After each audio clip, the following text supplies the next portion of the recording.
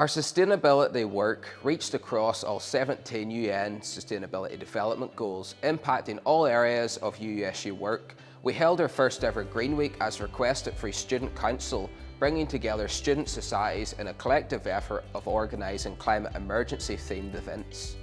During Green Week, we publicised the Net Zero Challenge, which we had initially launched to coincide with COP26.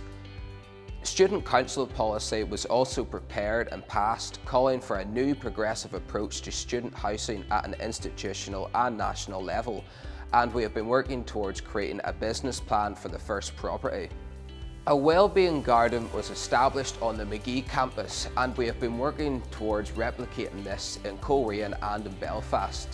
We will be seeking interested students to help in launching this. We audited our sustainability work in this year's SOS-UK Green Impact report, and we look forward to receiving the results. For more information on the work we have been doing, check all our sustainability initiatives out on our website.